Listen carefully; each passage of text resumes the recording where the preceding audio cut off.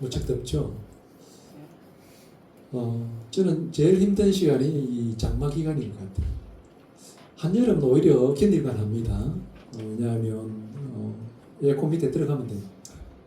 근데 이 장마 기간은 에어컨 밑에 가도 이상하게 꿉꿉하고 힘이 들어요. 물론 일을 하다 보면 뭐 에어컨 밑에 들어갈 수 있는 시간이 그리 많지 않지만 그래서 참 이 장마 기간이 힘들다 이런 생각들을 하게 됩니다. 근데 가만히 생각해 보니까 제가 태어난 것도 장마 기간입니다. 그래서 이 장마 기간이 참 힘든 기간이구나 이런 생각합니다. 이 장마 기간 잘 보내시고요. 또 장마가 이번 주간 이제 끝난다고 하는데 또 한여름이 시작될 겁니다. 그래서 여름에 특별히 우리가 좀 많이 나이 드신 분들은 주의를 많이 하셔야 됩니다. 여름에는요 더위가 전쟁입니다. 그래서 많이 주의를 기울이셔서 건강하게 잘 보내실 수 있으면 좋겠습니다. 우리 사람들은요 인생을 바꾸기 위해서 참 많은 것을 찾습니다. 더 좋은 직장을 구하고요, 또 더 많은 돈을 원합니다. 그리고 더 뛰어난 능력을 바라고요, 더 넓은 인간관계를 가지려고 합니다. 그런데 우리는요 왜 이것을 구할까요? 어떻게 하면 이 땅 가운데 더 행복한 삶을 살아가기를 원하면서 그렇게 하는 거죠. 그러면서 무엇이 우리를 더 행복하게 할까? 무엇이 우리를 더 성공하게 만들까? 이런 것들을 고민하게 됩니다. 그런데 성경은요 오늘 조금 다른 질문을 우리에게 던지고 있는 것을 봅니다. 하나님의 말씀을 지키는 것만으로도 충분하지 않겠느냐 이렇게 질문합니다. 세상은 더 많이 가지라고 말하지만요 하나님은 먼저 하나님의 말씀을 붙들라고 말씀합니다. 세상은 환경이 바뀌어야 삶이 달라진다고 하지만 하나님은요 말씀이 우리 안에 들어오면 인생이 바뀐다 그렇게 말씀합니다. 오늘 본문 시편 119편은요 젊은이가 어떻게 깨끗한 길을 갈 수 있느냐라고 질문하면서 말씀이 시작됩니다. 그러면서 그 답을 바로 이야기를 하는데요 그 답은 너무나 단순 명료합니다. 주의 말씀만 지킬 따름입니다 라고 대답합니다. 시인은 말씀이 중요합니다 이렇게 이야기를 하지 않습니다. 말씀을 지키는 것만으로 인생은 달라진다 라고 대답하고 있는 것입니다. 우리는 더 나은 신앙을 위해서 종종 특별한 은혜를 구하기도 합니다. 큰 기적을 바랍니다. 또 놀라운 체험을 기대합니다. 그리고 하나님께서 기도할 때마다 특별하게 응답하시기를 우리가 기대하는 것이죠.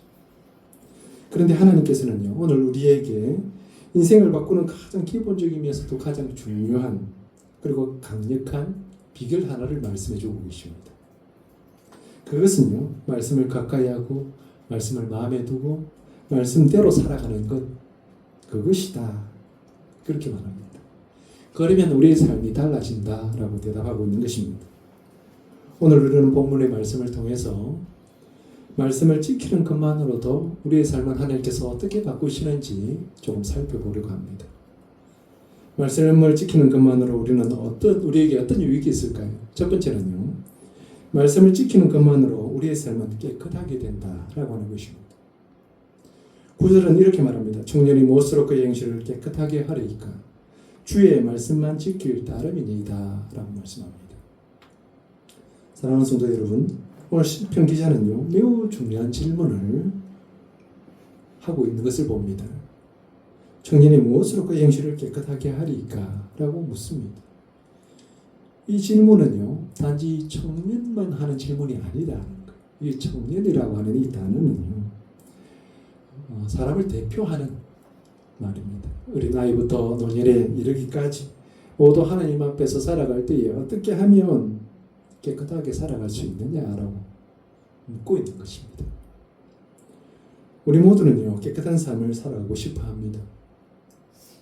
부모는 자녀가 바르게 살기를 원하고요, 성도는 하나님 앞에서 거룩하게 살기를 원합니다.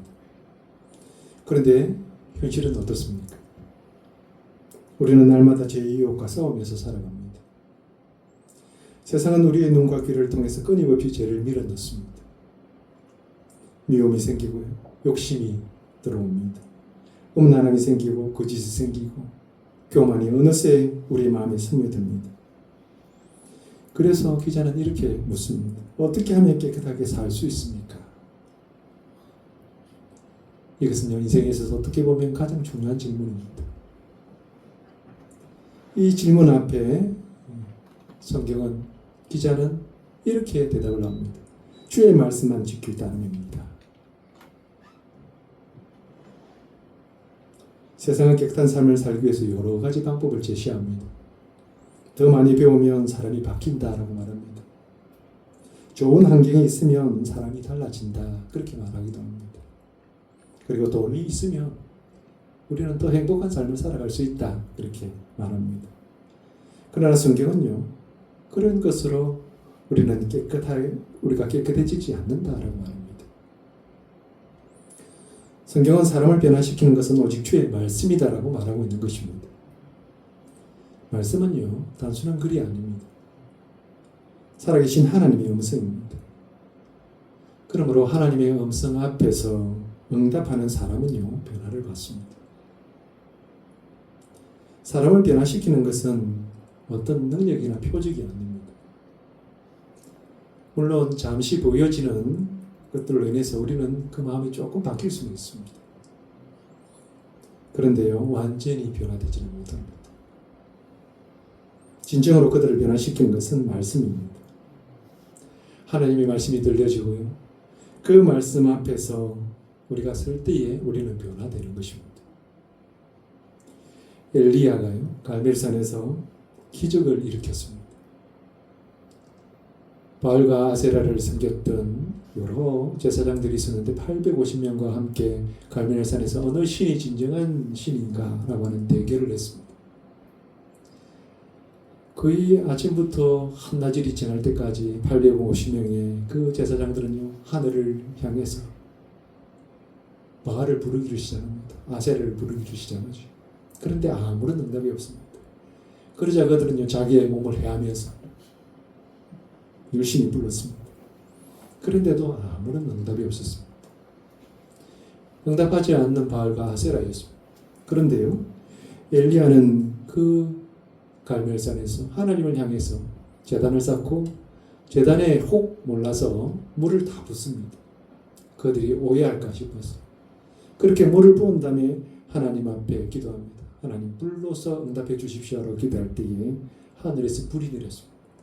그리고 나서 그 재물들을 다 불살랐습니다. 정말 놀랍게 역사하시는 그 하나님을 통해서 모든 사람들에게 하나님의 살아계심을 보였습니다.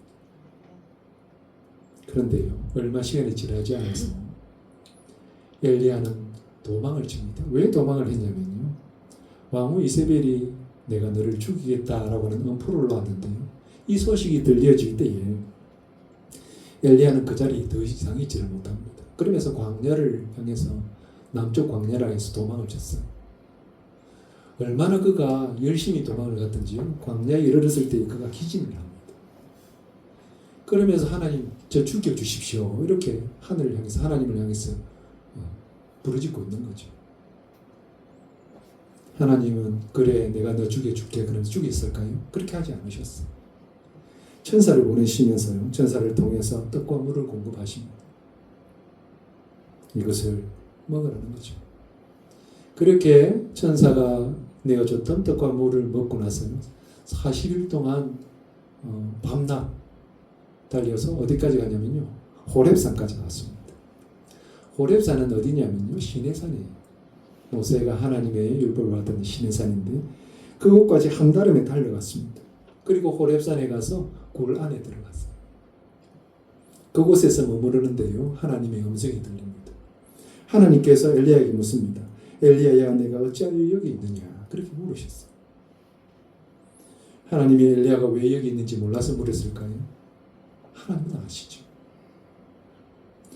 하나님은요, 엘리야가 지금 마음이 무너져서 실망하고 낙심해서 절망 가운데 여기까지 왔다라고 하는 거 하나님은 아십니다. 그런데 묻습니다. 그럴 때 엘리야가 이렇게 대답을 합니다. 내가 만군의 하나님 여호와께 열심히 유별하오니 이는 이스라엘 자손이 주의 언약을 버리고 주의 제단을 헐며 칼로 주의 선지자들을 죽였음이오며 오직 나만 남았거늘 그들이 내 생명을 찾아 빼앗으려 하나이다. 이렇게 대답합니다. 그가 열심히 대단했다라는 거죠. 하나님 앞에 열심히 유별했는데 그 열심으로 하나님 앞에 사역을 했지만 이스라엘 백성들이 다 그 선지자들을 다 죽였다는 겁니다. 그러면서 지금 이제는 자신만 홀로 남아있다. 그렇게 하나님 앞에 도로합니다. 지금 엘리야가 하나님 앞에 한 이 대답이 맞는 대답일까요? 물론요. 엘리야는 하나님의 일에 열심히 대단한 사람이었습니다. 열심으로 그 사역들을 했습니다. 그런데요. 주의 선지자들이 다 죽고 자신만 살아남았다라고 하는 것은요. 그것은 본인이 가지고 있는 착각입니다. 왜요? 자기의 목숨이 위태로우니까 자신 홀로 남아있는 것처럼 느끼는 것이죠.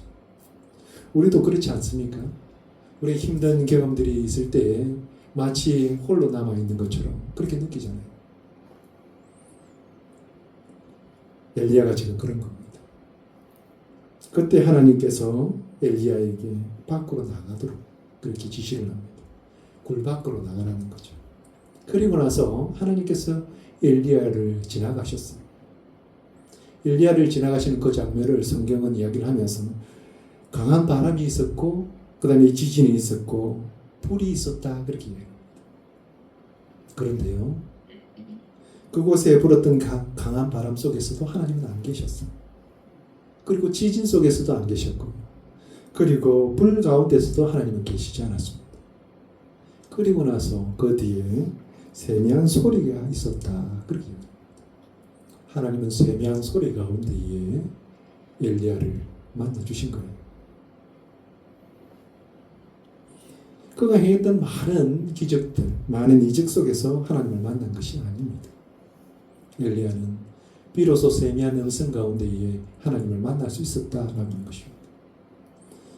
우리는요, 때로는 기적을 통해서 하나님이 일하시는 것을 봅니다. 그런데요, 보통은요, 하나님은 말씀을 통해서 하세요.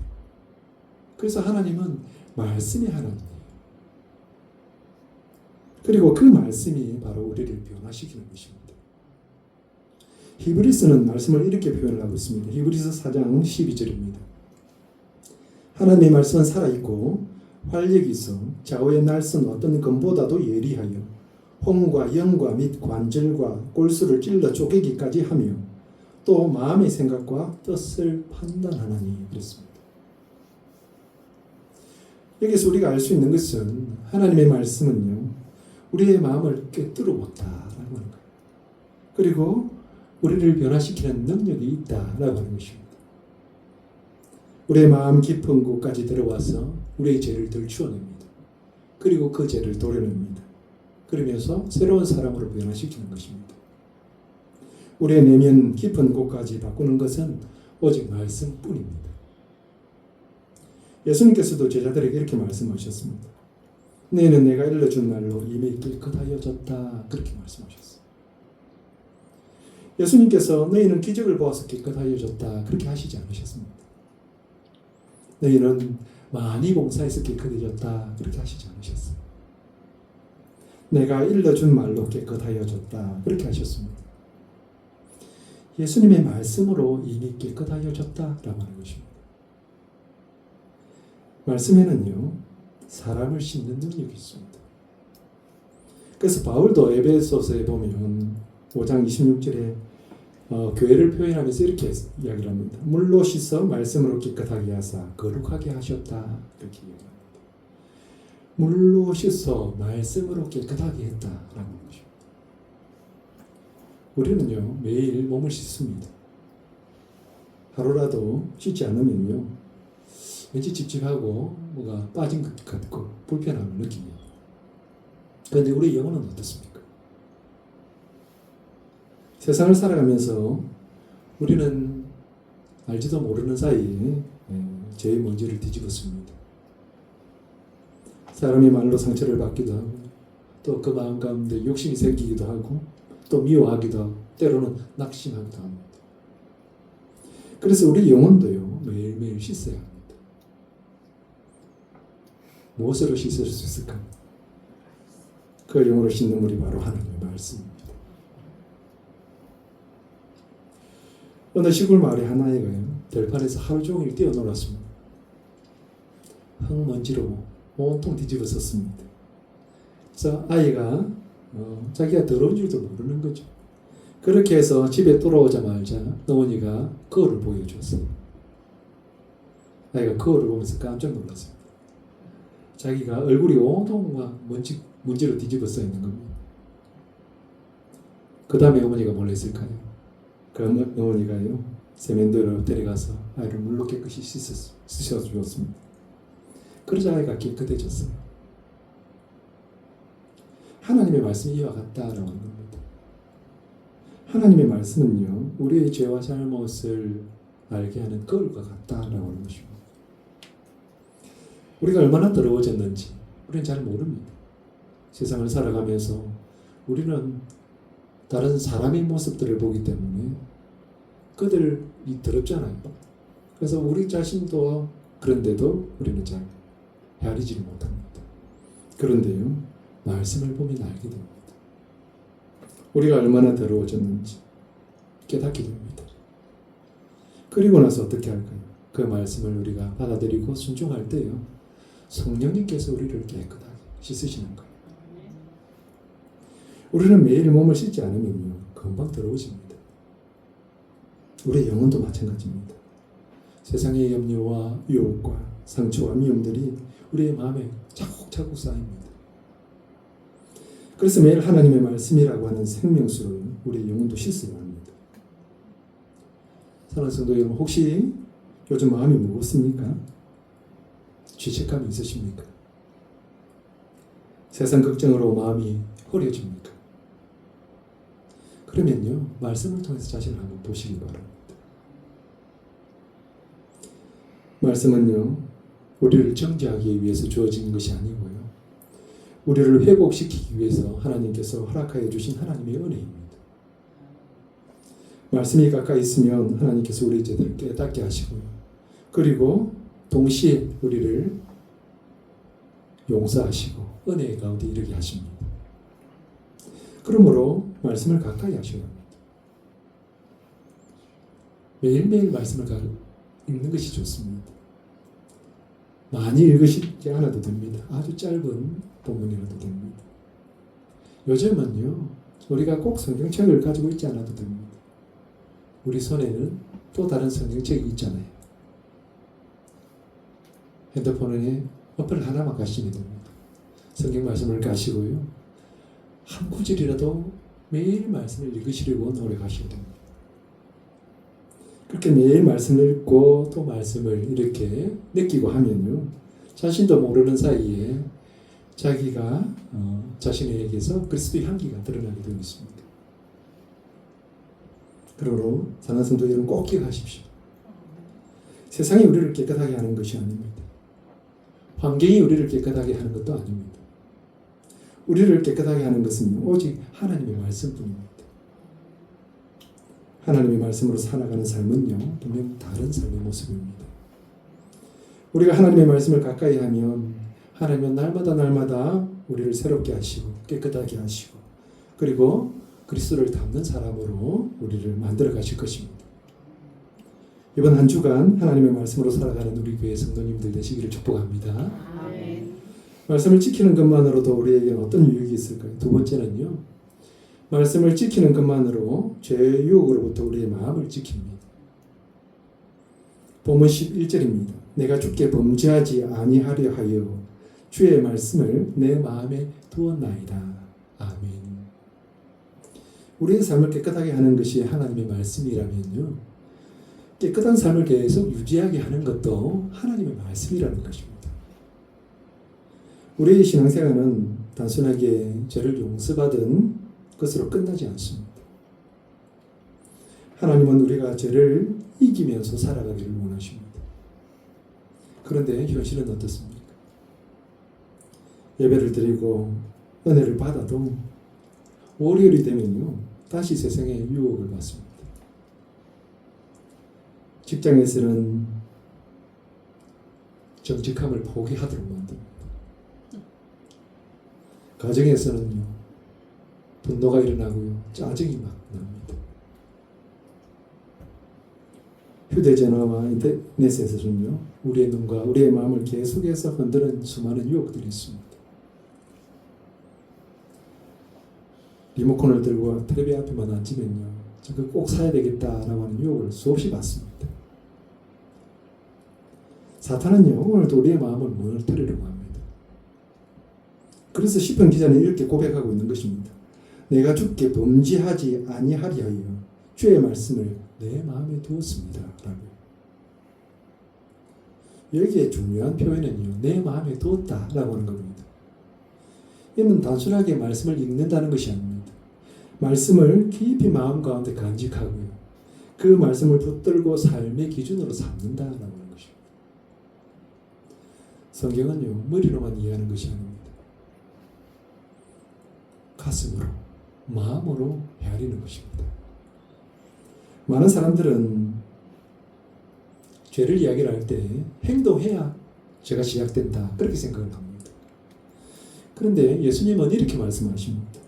마음에서 나오는 것은 악한 생각과 살인과 간음과 도둑질과 거짓 증거와 비방이다, 이렇게 말씀하셨어요. 이 모든 것들이 다 있기 전에 마음에서부터 그 모든 것들이 시작된다, 그렇게 말씀하고 계십니다. 죄는요, 손에서 시작되는 것이 아닙니다. 입에서 시작되지도 않습니다. 마음에서 시작되는 것입니다. 그래서 하나님은 우리가 행동보다도 먼저 마음을 지키라, 그렇게 말씀하셨어요. 잠언 4장 23절입니다. 모든 지킬 만한 것 중에 더욱 내 마음을 지키라. 생명의 근원이 위에서 나음이니라. 아멘. 우리의 마음을 지켜가는 것은 참 중요합니다. 우리의 마음은요, 인생의 샘과 같습니다. 샘물이 깨끗하면 어떻습니까? 흘러나온 물도 깨끗합니다. 그런데 샘이 오염되면 어떻습니까? 흘러나온 물도 더러워집니다. 우리의 말도, 우리의 행동도, 성품도 결국은요, 마음으로부터 흘러나오는 것입니다. 그러므로 사탄도요, 그것을 잘 알고 있잖아요. 그래서 가장 먼저 우리의 마음을 공격합니다. 걱정을 심어줍니다. 욕심을 품게 합니다. 미움을 심고요, 욕심을 심습니다. 그런데 그 마음을 지키는 가장 강력한 무기가 뭐라고요? 바로 하나님의 말씀입니다. 예수님께서 광야에서 40일 금식하신 후에 사탄이 예수님을 찾아왔습니다. 그리고 나서 예수님을 시험합니다. 40일 금식했으니까 얼마나 배가 고프겠어요. 그래서 저 돌들을 가지고 떡을 만들어라 그랬어요. 사탄도 알고 있는 거죠. 예수님의 능력이 있어서 돌로 떡을 만들 수 있다는 걸 알고 있습니다. 그리고 성전 꼭대기에서 뛰어내리라고도 했어요. 그리고 나를 경배하라고도 했습니다. 그렇게 3번을 시험하면서 예수님을 유혹을 했습니다. 그때마다 예수님이 하셨던 말씀은요, 한결같았습니다. 기록되었으되 라고 하시면서 하나님의 말씀을 사탄에게 딱 들어민 겁니다. 예수님은 능력으로 사탄을 물리치지 않으셨어요. 기적으로 사탄을 쫓아내지도 않으셨습니다. 하나님의 말씀으로 이기셨습니다. 아멘. 이것은 우리에게 매우 중요한 교훈을 줍니다. 유혹이 찾아올 때 우리는 그 순간 어떻게 해야 될까요? 빨리 뛰어가서 성경을 찾아야 되겠죠. 이름이 늦다는 거예요. 성경을 찾을 시간이 없습니다. 평소 때에 우리에게 있었던 그 마음 가운데 있었던 그 말씀, 우리를 붙잡아 준다라고 하는 것입니다. 말씀이 마음속에 있는 사람은요, 흔들릴 수는 있지만 곧 다시 일어섭니다. 그러나 마음속에 말씀이 없는 사람은요, 유혹 앞에 여지없이 무너집니다. 성경에 보면 이스라엘 백성들이 이제 나라가 망하게 될 때에 다니엘이 이렇게 포로로 끌려갑니다. 바벨론으로 이렇게 포로로 끌려갔어요. 바벨론은 우상을 섬기는 나라입니다. 하나님의 율법을 지키기 참 어려운 환경이었습니다. 그런데 다니엘은요, 왕이 주는 음식을 거부합니다. 왕이 주는 음식으로 자신의 몸을 더럽히지 않겠다, 그런 결심을 하게 되었습니다. 왜 다니엘이 이렇게 어떻게 이게 가능할까요? 다니엘은 소년입니다. 아마 지금 오늘 태연이가 예배 참석했는데요. 태연이 정도의 나이일 거예요. 10대의 어린 소년입니다.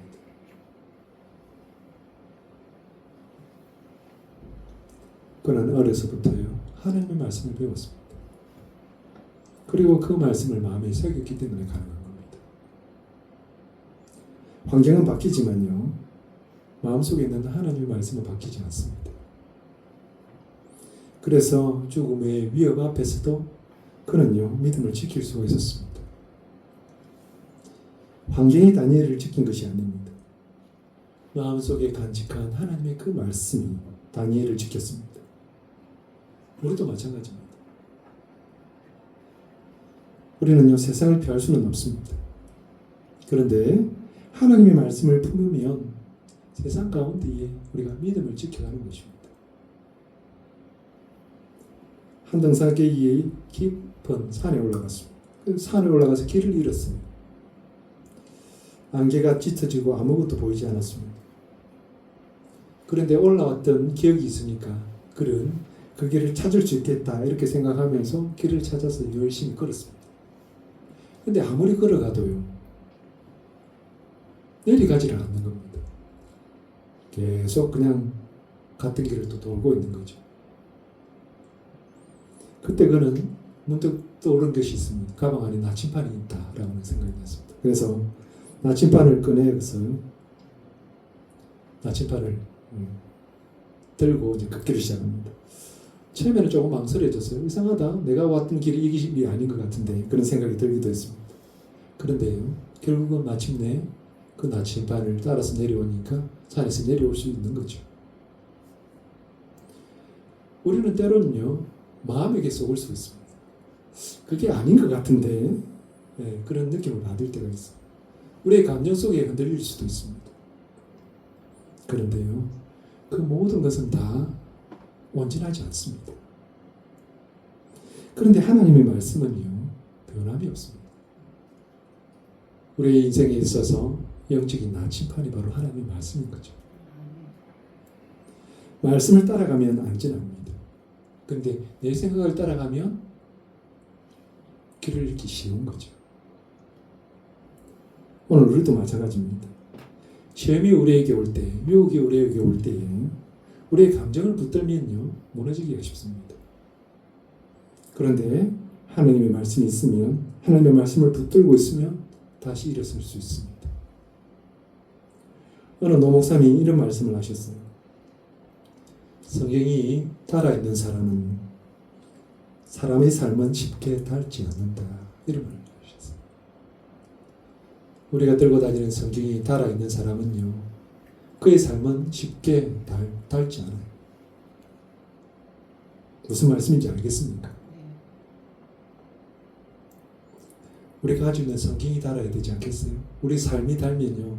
달아서 없어져 버리면 우리의 믿음은 헛된 것이 되는 거예요. 매일 말씀을 읽는다고 하루아침에 우리가 완전해지지 않습니다.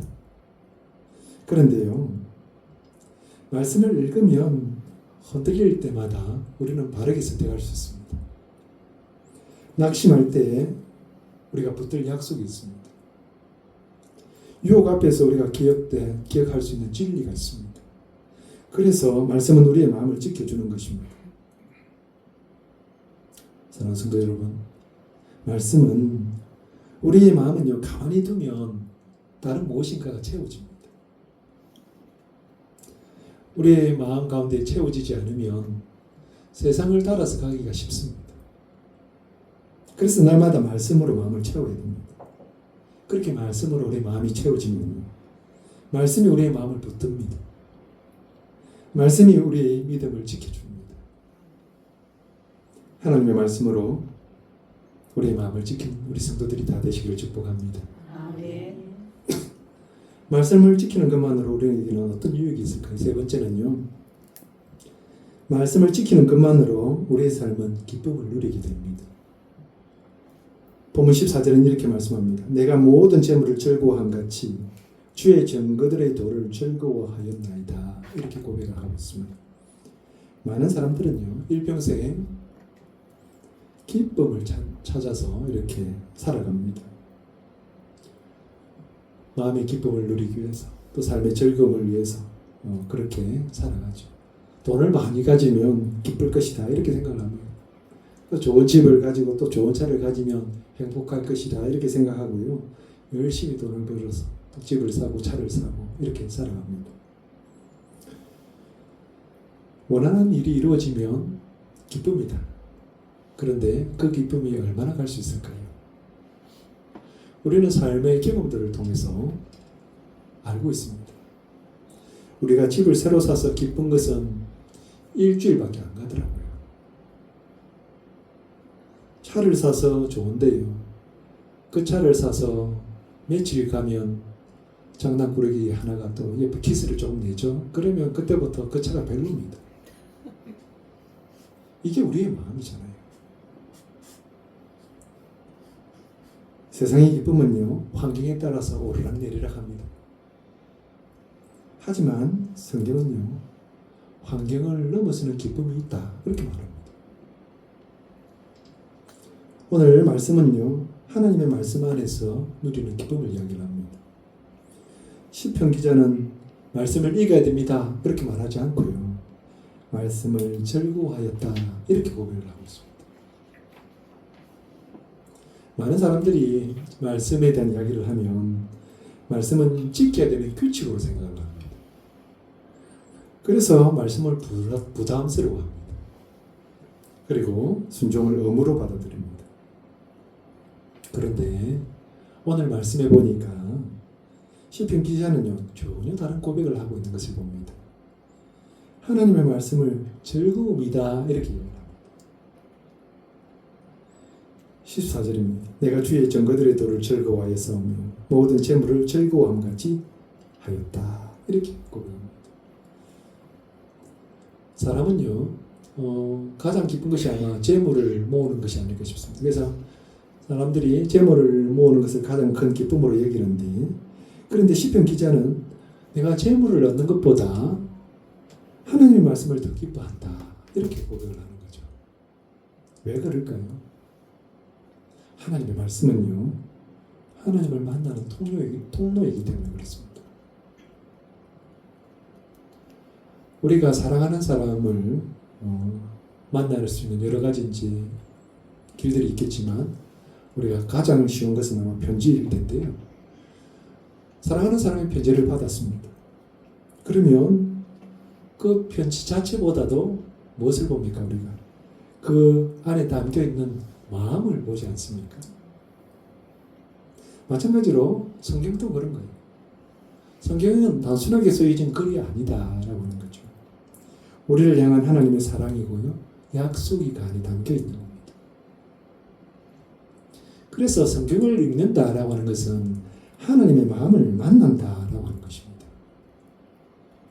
그래서 말씀을 가까이 할수록 하나님을 더 깊이 알게 되고요, 또 하나님을 알면 알수록 참된 기쁨을 누리게 되는 겁니다.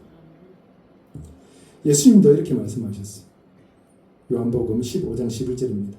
내가 이것을 너희에게 이름은 내 기쁨이 너희 안에 있어 너희 기쁨을 충만하게 하려 함이라 그랬습니다.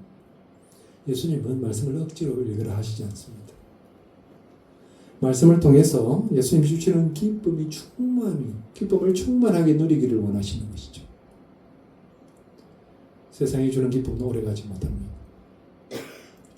물질을 잃을 수도 있고요, 건강도 변할 수 있습니다. 그리고 우리 곁에 오래 머무를 것 같은 그 사람도 떠날 수 있습니다. 그러나 하나님의 말씀은요, 변하지 않습니다.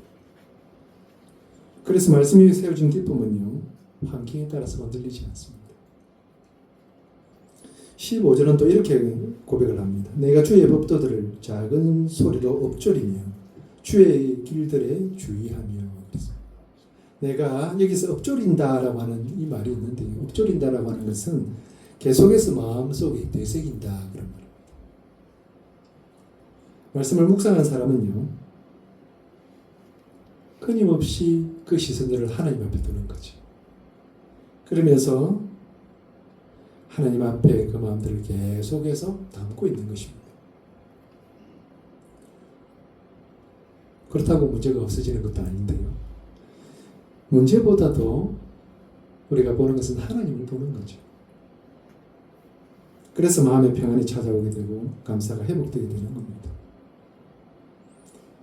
예레미야 선지자는요, 나라가 무너지던 시대를 살았던 선지자입니다. 그가 이렇게 고백을 합니다. 예레미야 15장 16절입니다. 만군의 하나님 여호와이시여, 나는 주의 이름으로 일컬음을 받는 자라. 내가 주의 말씀을 얻어 먹었사오니 주의 말씀은 내게 기쁨과 내 마음의 즐거움이오나. 그랬어요. 지금 나라가 무너지는 형편에 놓였습니다. 그런데 그가 그 슬픈 현실 가운데에 하나님의 말씀을 바랍니다. 그러면서 하나님의 말씀으로 해서 하나님의 말씀이 나의 기쁨이었고 나의 즐거움이었다 라고 고백을 하고 있는 거예요. 하나님의 말씀은요, 우리에게 기쁨을 줍니다. 어떤 형편, 어떤 처지에서도 우리에게 기쁨을 회복시킵니다. 사도 바울도 감옥 안에서 빌립보의 교회에 편지를 보내면서 그가 했던 놀라운 고백이 있습니다. 이렇게 고백합니다. 주 안에서 항상 기뻐하라. 내가 다시 말하노니 기뻐하라. 이런 말씀을 합니다. 지금 자신의 처지는요, 감옥 안에 있습니다. 감옥은 기쁜 곳이 아닙니다. 그런데 교회를 향해서 뭐라고 얘기하냐면 항상 기뻐하라. 그런 말씀입니다. 이것이 바로 말씀에 붙들린 자의 삶의 모습이다 라고 하는 것입니다. 그러면서 16절에는 더욱 놀라운 고백을 하고 있는 것을 봅니다. 주의 율례들을 즐거워하며 주의 말씀을 잊지 아니하리이다. 말씀을 즐거워한 사람은요, 말씀을 잊지 않습니다. 잊어버리지 않습니다. 왜 잊지 않을까요? 사랑하기 때문에. 사랑하는 사람의 이야기니까 잊을 수가 없는 겁니다. 우리 부모는요, 자녀의 이야기를 잘 잊지를 못하죠. 자녀의 어릴 때 아장거리면서부터 그가 성장할 때 그 모든 것들, 그가 또 말하는 것들을 마음에 새기지 않습니까? 머리에 두지 않습니다. 마음에 두는 거죠. 우리 마음 가운데에 사랑하는 자녀이기 때문에 그것이 남아있는 겁니다. 하나님을 사랑하는 사람은요, 하나님의 말씀을 머리에만 두지 않습니다. 마음 가운데 품게 됩니다. 그래서 우리 삶 가운데에 마음에 있던 그 말씀들이 살아서 움직이고 역사하게 되는 겁니다. 초대교회 성도들은요, 많은 핍박이 있었습니다. 유대인들의 핍박도 있었고요, 로마의 핍박도 받았습니다. 한쪽만 핍박해도 참 어려운데요, 양쪽으로 핍박을 다 받았습니다. 그래서 가지고 있던 재산도 다 빼앗겼습니다. 때로는 감옥에 갇히기도 하고요, 생명의 위협도 받았습니다. 그런데 그들은요, 하나님의 말씀을 빼앗기지 않았습니다. 하나님의 약속을 붙들었기에 고난 가운데서도 그들은 찬송합니다. 그러면서 절망 속에서도 소망을 잃지 않았다라는 겁니다. 어떻게 보면 지금 이 시간 가운데에 우리에게 필요한 은혜가 이것이 아닐까 생각을 해봅니다. 우리가 기쁨이 없다고 세상을 붙들어서 되는 것은 아닙니다. 하나님의 말씀을 더 가까이 해야 됩니다. 낙심되면 낙심될수록 하나님의 말씀을 더 가까이 하고, 또 두려울수록 더 하나님의 말씀을 묵상하는 거죠. 힘들면 힘들수록 더 하나님의 약속을 붙들어야 된다라고 하는 겁니다. 루마니아가 공산치하에 있을 때에 감옥에서 오랫동안 감옥살이를 했던 목사님이 계셨는데, 리처더 웸버런트라고 하는 목사님입니다. 14년 동안 옥고를 치르셨어요. 감옥에는 성경이 없습니다. 찬송도 없고요, 또 자유롭게 예배를 드릴 수도 없습니다. 어느 날 누군가가 그렇게 물었습니다. 감옥 생활 가운데 가장 힘든 것이 무엇입니까? 이렇게 물었어요. 사람들은 생각할 때에 감옥살이라는 것이 또 여러 가지 이제 음식도 부족하고 또 여러 가지 불편한 것도 많고 또 고문도 많이 당해야 되고 하는 것들이 어렵지 않을까, 이런 생각들을 하는 겁니다. 그런데 목사님이 이렇게 말씀하셨어요. 가장 힘든 것은 성경을 손에 들고 읽을 수 없는 것이었습니다. 그랬습니다. 감옥이니까 성경이 없고, 그래서 성경을 볼 수 없는 것이 가장 힘든 일이었다, 그렇게 얘기합니다. 그러면서 목사님은 평소 때 이제 외웠던 그 말씀을 이렇게 꼭 마음속으로 되새기면서 묵상하면서 그렇게 하나님 앞에 예배하면서 그 14년을 버틴 거예요. 훗날 그가 이렇게 간증을 했습니다. 감옥은 나의 몸을 가둘 수는 있었지만 하나님의 말씀까지 가둘 수는 없었습니다. 이런 고백을 했습니다. 하나님의 말씀에 소망이 있습니다. 그리고 하나님의 말씀이 위로가 되었고 하나님의 말씀이 무엇보다도 기쁨이 된 것입니다. 사랑하는 성도 여러분, 지금 우리에는요 자유롭게 성경을 읽을 수 있습니다. 그런데 우리는 성경이 참 멀리 느껴집니다. 우리는요 보화를 곁에 두고도 보화로서의 가치를 잘 헤아리지 못합니다. 세상이 주는 기쁨으로 우리 환경을 바꾸면서 또 우리의 삶들을 살아가는 것이 아닙니다. 하나님의 말씀은요 이 환경을 뛰어넘습니다. 말씀을 사랑하는 사람은요 상황 때문에 웃는 것이 아니고요 하나님 때문에 기뻐하는 사람이 됩니다. 오늘 우리가 이 말씀을 들으면서 우리가 우리 손에 있는 이 성경을 귀한 것으로 볼 수 있으면 좋겠습니다. 말씀은 우리를 누르기 위한, 우리를 억압하기 위한 짐이 아니고요. 하나님께서 우리에게 주시는 가장 큰 선물입니다.